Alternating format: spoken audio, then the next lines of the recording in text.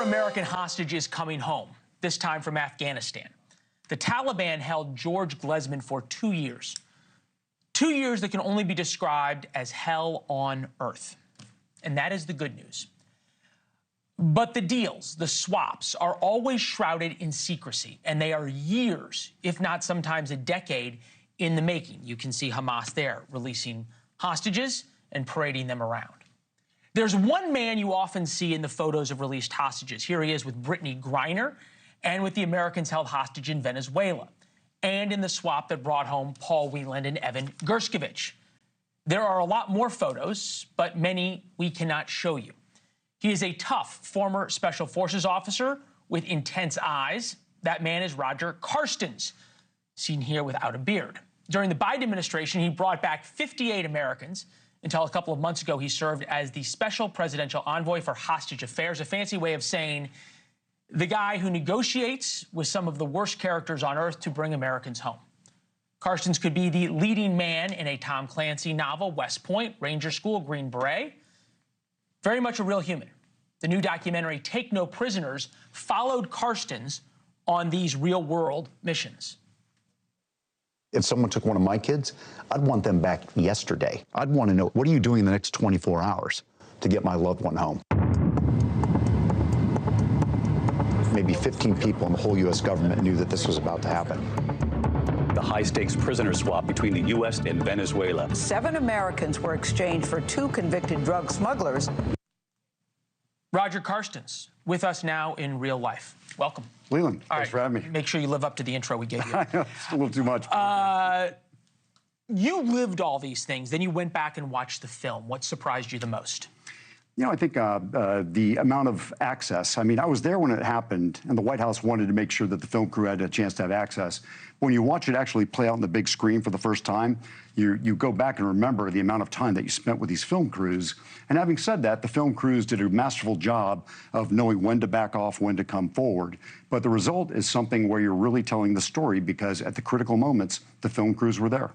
You think about, I venture to say, the most critical moments. Is the sole moment that the families come together on the tarmac, right? Yeah, I mean, we see it. Describe it for us. It's so emotional and it's so intimate that you, in a way, want to look away. When a husband, gets off a plane after having been held for a few years and crashes into his wife's arm, first time touching American soil in years, it's very personal. And in a way, you want to avert your eyes, but you can't, because you work so hard. You're so grateful to watch that. But that's the best moment. And in a job where you get so few wins and there's so much pain involved, to watch that happen makes it all worth it. In some ways, you made this, actually probably in all ways, not only your life's work, but your life for 8 years in this job. And now all of a sudden you step away and there's still so many Americans whose cases you worked on still being held. What is the hope for them? Yeah, the hope is good. The team that's coming in under President Trump, they've already brought back over 10 Americans. George Glezmann, someone that we struggled to get home from during the Biden administration, came home just today with the help of the Trump team, the help of Qatar, working with the Taliban. So in a way, the mission continues. This is something that every American president cares about. It's not a Republican mission. It's not a Democratic mission. It's an American mission. And my replacement, Adam Boehler, is doing a fantastic job as the hostage envoy. President Trump, I worked for him, as you all know, in the first Trump administration. He's committed to this, just as President Biden was. And I expect that the people that didn't get home under President Biden, they're going to come home under President Trump, because I know of the president's commitment and Adam Boehler's commitment. One thing that's remarkable, and I think especially important for this show, I believe you were the only person, or one of the very, very few, and probably the only one in the foreign policy world, who was held over from Trump into Biden. Yeah. And that speaks to this idea that bringing people home is not political. It is, it is American. But you listed off some countries that are not such great folks, right? The Taliban control Afghanistan. The Qataris have some pretty questionable things going on in what they fund and how they operate. Obviously, you dealt with the Russians. You dealt with the Venezuelans. And I've never heard you utter an ill word about any of them. Is that part of what is required? Yeah, I mean, when you're talking to like the Taliban, in a way you have to suspend judgment and realize that you're there to have a conversation to bring Americans home. That's your sole goal.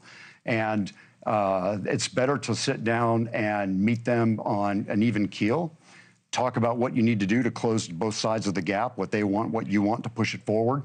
But I think, I'll tell you, let me take a jump on Qatar. Qatar has been an incredible ally in this. As you mentioned, under President Biden, I participated in the return of 58 Americans. There were other people that came home. Under President Trump, I helped bring home 7 people.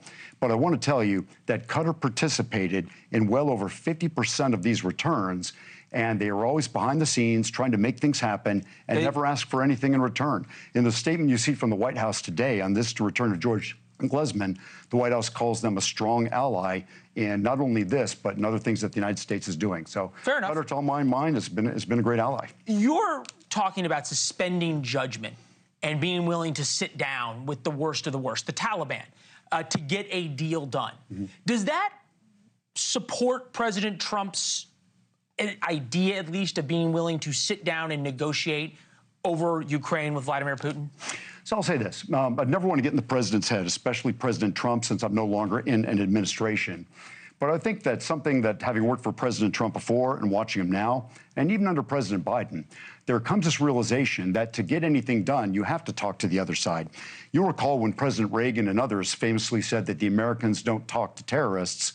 And yet, to get something done, especially to bring an American who's held hostage by a terrorist group, you eventually have to have that discussion. So I think that's the one thing that you have to have. Go in with a clear-eyed sense of what the other side's like, but the conversation must take place. You did an enormous amount of work to get Americans out of Gaza, the Americans who had been kidnapped by Hamas on October 7th. There is still one left. Israel seems to be of the position, I think the White House agrees, that Hamas was no longer willing to negotiate. The only way to bring the hostages home and the dozens of Israelis who remain is through military force. You agree? I'll say this much. What I found out in this job after 5.5 years, you never have all the information. So I might have 63% of the picture while I'm serving in the government. Now that I'm out, I have less. It's hard to really weigh those. Oh, come on. There's television anchors who have 100%. You know everything. You know, before I took the job, I thought that was me.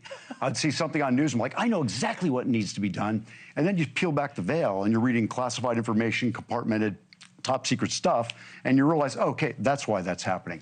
What I can say is, I think the Israelis have a hard problem to solve. Hamas holds the key to the jail cell. It's going to be a tough fight. It always has been. They've had him for over 15 months. And I tell you, I'm cheering President Trump and his team on from the sidelines, hoping they can find some way to bring this one surviving American home, but also the 4 Americans whose remains yet must be repatriated back to our side. I'm watching the documentary right now, and ordinarily at this point in an interview, you'd say to somebody, who's going to play you in the movie? But you played yourself. It's awesome. Congratulations. Hey, Leland, thanks for having me on. I really appreciate it. Thank you. Thanks for watching. Go to joinnn.com to find NewsNation on your television provider. And don't forget to click the red subscribe button below to get more of NewsNation's fact-driven, unbiased coverage.